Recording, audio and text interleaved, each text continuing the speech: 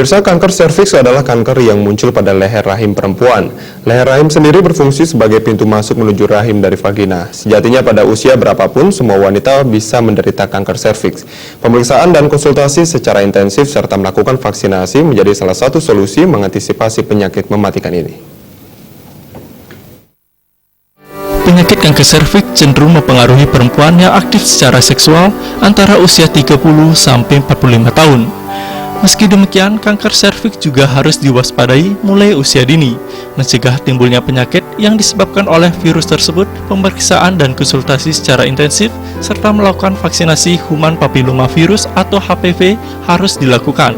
Dokter kandungan Ana Agung Eka Wardani mengatakan, kanker serviks bisa saja menyerang perempuan manapun.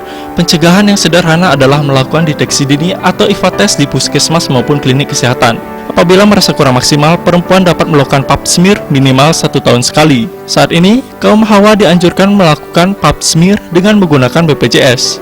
Vaksinasi juga tetap dilakukan untuk mendapatkan hasil yang lebih optimal. Yang paling sederhana dan murah adalah IVA test. Bisa ke bidan, ke puskesmas terdekat atau klinik kesehatan yang terdekat untuk melaksanakan IVA test. Kalau misalnya mempunyai dana lebih, bisa dilakukan pap smear minimal 1 tahun sekali.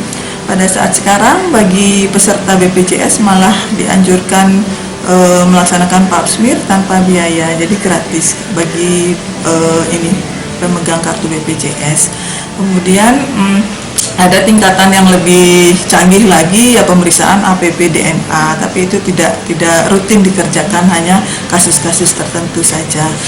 Setelah dilakukan deteksi dini, kita terbebas dari virus, tentu kita sarankan untuk dilakukan vaksinasi. Kanker serviks yang cenderung menyerang para perempuan tidak bisa diremehkan. Walaupun penyakit ini dapat dicegah dengan vaksin, korban kanker serviks terus bertambah setiap tahunnya.